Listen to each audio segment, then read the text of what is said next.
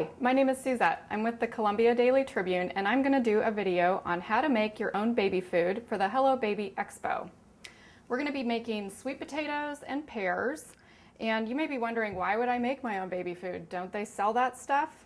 And the answer is, if you make your own baby food, you know exactly what's in it. You don't have to worry about preservatives or additives in commercial baby food, and the most important reason is that it's a lot cheaper to make your own baby food, and it's easy, and your kids will love it. So we're going to be making sweet potatoes and pears. I'll show you a couple different ways to cook the food and to puree it, and then storing and freezing is easy. We're going to start with just a plain sweet potato. You always want to wash any produce that you're using, even if it's organic, and even if you're not going to use the peel, just to get rid of any pesticide residues or dirt or germs that might be on the outside of the peel. The easiest way to bake hearty vegetables like sweet potatoes, squash, some of those harder things with tough skins, is to bake them. So I'm just going to pop the sweet potato right on the sheet. I'm using a toaster oven since I'm only doing one. If you wanted to do a whole tray of sweet potatoes or a large couple butternut squash at a time, you could use your conventional oven. Put it at about 375 and bake until everything is nice and tender. You want it really, really soft. So for a large sweet potato, about an hour. This sweet potato has already been baked, and so it's nice and soft. I'm just going to cut it in half and scoop the flesh out into a food processor. You have a couple of options for pureeing your baby food. You can use a food processor, a blender, or a food mill. You can use a manual food mill or a smaller one like a Magic Bullet. You can use a fork and a strainer, but you really have to make sure that you're getting all the chunks out and all the bits of peel out if you're using the peel, so that younger babies don't choke on that kind of thing. So with this sweet potato that's nice and cooked, I'm just going to scoop out the flesh. You want to get as close to the skin as you can without actually getting the skin. If you do get some skin, it'll come out. You can always push it through a strainer if you fear you might have gotten some skin in there.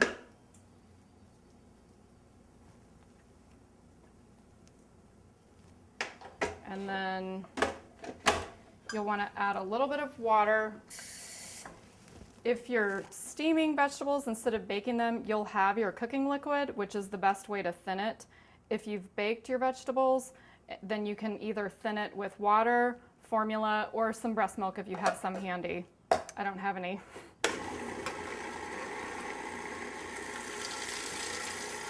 And you just want to blend it up.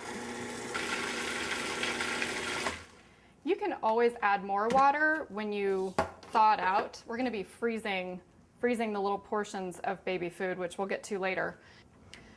I'm going to get out a strainer because I saw a little piece of peel that came out, and I don't want any of that peel in there.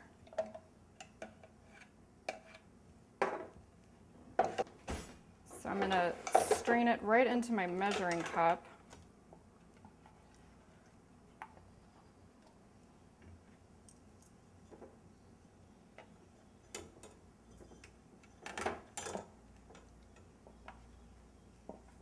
And what's coming through the strainer is just really soft, smooth sweet potato.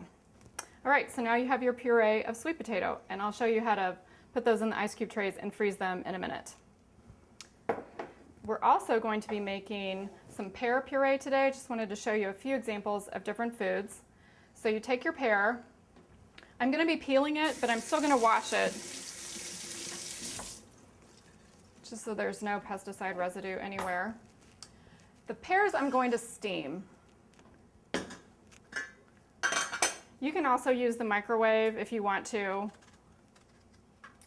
So you can use an underripe pear, an overripe pear, a perfect pear. By the time it gets cooked and pureed, no one is going to know what the outside of your pear looked like, and your baby won't care.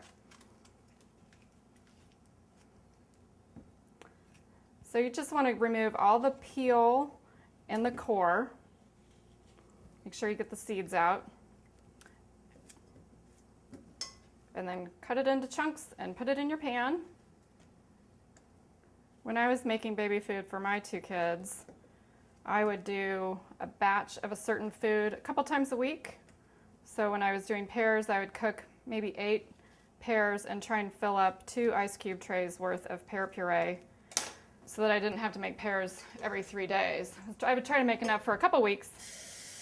You want to add some water, just not even enough to cover the pears, just a little bit, about maybe 1/3 of a cup. And then put it on the stove. Pears cook quickly. It takes maybe 8 to 10 minutes to cook pears. Apples will take a little bit longer. You can also cook carrots, sweet potatoes, squash, any of your other vegetables, green beans and peas. You can steam them in water. Here are some pears that are already cooked and they're nice and soft. I'm going to do these in the blender. So I have a little bit of cooking liquid left in here. So I'm going to dump that in with it. Should always reserve your cooking liquid for making things a little more thin because it has all the nutrients in it still. This is going to go pretty quick. Perfect. Your pears are done. Once you have your food pureed, the easiest way to put it into baby-sized portions is to use simple ice cube trays. Then freeze it. So you take your puree and you just put a couple of tablespoons full of puree in each tray, in each little cube section. And if you're cooking a lot, you can fill up easily 2 or 3 trays. Like a medium-sized butternut squash will fill up 2 trays.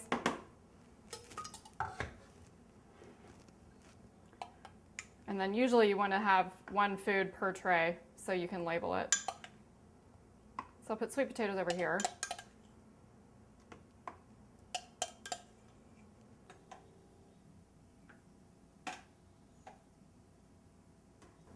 Once you have your trays filled up, you want to cover the surface with either parchment paper or waxed paper, not plastic, and then put another layer of foil on top. And then on top of the foil, you can write the name of the food that you made, the date that you made it, and put it in the freezer. And that way, when you take it out of the trays and put it into storage bags, you can transfer the name of the food and the date you made it onto the storage bag. And then you have a freezer full of baby food that you made for pretty cheap.